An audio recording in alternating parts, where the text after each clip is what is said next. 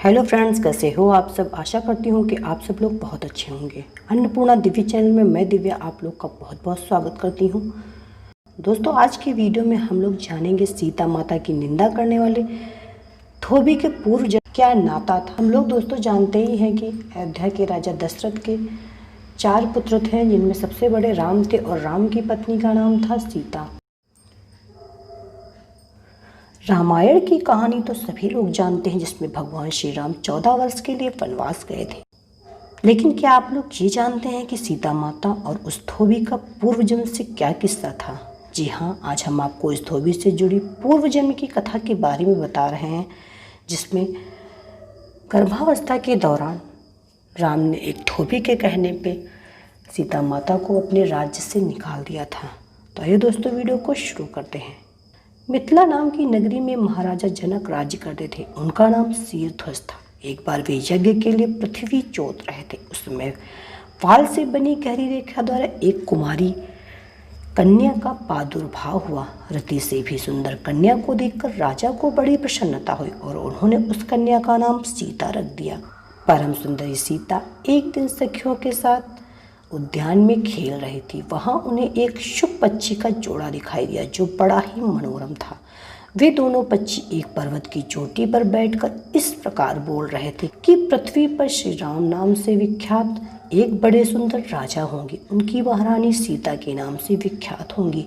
श्री राम सीता के साथ 11,000 वर्षों तक राज्य करेंगे। धन्य है वे जानकी देवी और धन्य है वे श्री राम। तोते को ऐसी बात करते देख सीता ने सोचा, यह दोनों मेरे ही जीवन की कथा कह रहे हैं।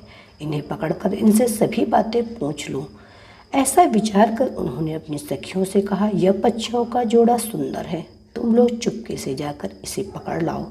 सखियां उस पर्वत पर गईं और दोनों सुंदर पक्षियों को पकड़ लाईं। सीता उन पक्षियों से बोली, तुम दोनों बड़े ही सुंदर हो, डरना नहीं। बताओ तुम कौन हो और कहाँ से आए हो, और राम कौन है, सीता कौन है, तुम्हें उनकी जानकारी कैसे हुई। सारी बातों को मुझे जल्दी जल्दी बताओ, भय ना करो। सीता के इस प्रकार पूछने पर दोनों पक्षी सब बातें बताने लगे। देवी, महर्षि वाल्मीकि नाम से विख्यात एक बहुत बड़ी महर्षि हैं। हम दोनों उन्हीं के आश्रम में रहते हैं। महर्षि ने रामायण नाम का एक ग्रंथ बनाया, जो सदा मन को प्रिय जान पड़ता है। उन्होंने शिष्यों को उस रामायण का अध्ययन भी कराया है। रामायण का कलेवर बहुत बड़ा है, हम लोगों ने उसे पूरा सुना। राम और जानकी कौन है, इस बात को हम बताते हैं तथा इसकी भी सूचना देते हैं। जानकी के विषय में क्या क्या बातें होने वाली है, तुम ध्यान पूर्वक सुनो।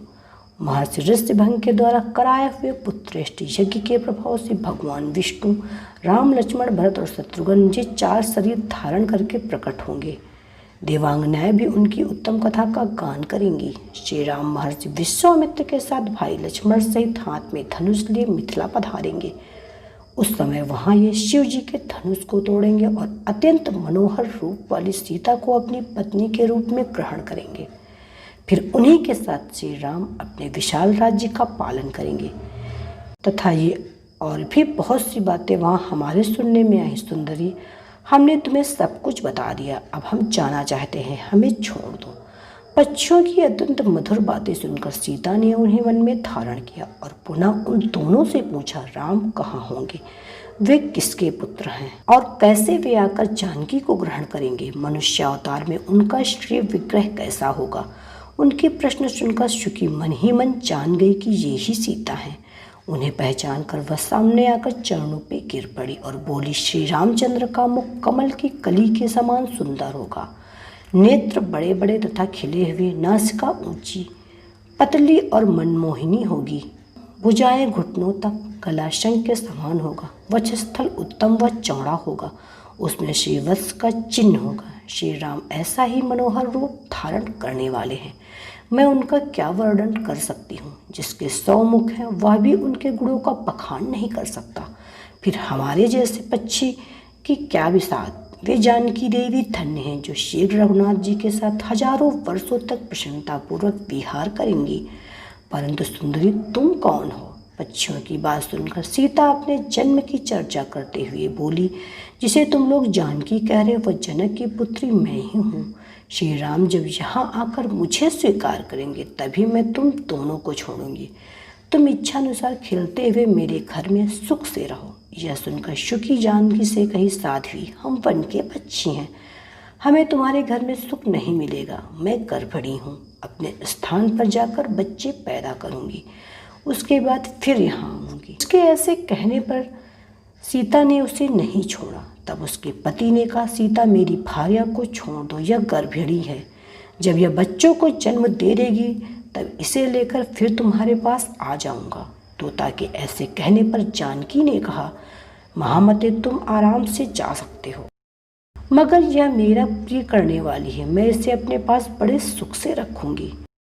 जब सीता ने उस सुखी को छोड़ने से मना कर दिया तब वह पक्षी अत्यंत दुखी हो गया। उसने करुणायुक्त वाणी में कहा, योगी लोग जो बात कहते वह सत्य ही है, किसी से कुछ न कहे, मौन होकर रहे, नहीं तो उन्मत्त प्राणी अपने वचन रूपी दोष के कारण बंधन में रहना पड़ता है। यदि हम इस पर्वत के ऊपर बैठकर वार्तालाप न करते होते तो हमारे लिए बंधन कैसे प्राप्त होता, इसलिए मौन ही रहना चाहिए था। इतना कहकर पक्षी पुनः बोला, सुंदरी, मैं अपनी इस भार्या के बिना जीवित नहीं रह सकता, इसलिए इसे छोड़ दो। सीता, तुम बहुत अच्छी हो, मेरी प्रार्थना मान लो। इस तरह उसने बहुत समझाया, किंतु सीता ने उसकी पत्नी को नहीं छोड़ा। तब उसकी भार्या ने क्रोध और दुख से व्याकुल होकर जानकी को श्राप दे दिया, अरे, जिस प्रकार तुमने मुझे इस समय अपने पति से अलग कर रही हो, वैसे तुझे स्वयं भी गर्भिणी की अवस्था में श्री राम से अलग होना पड़ेगा।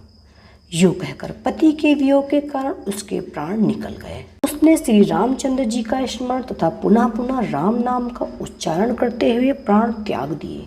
इसलिए उसे ले जाने के लिए एक सुंदर विमान आया और वह पछड़ी उस पर बैठकर भगवान के धाम को चली गई।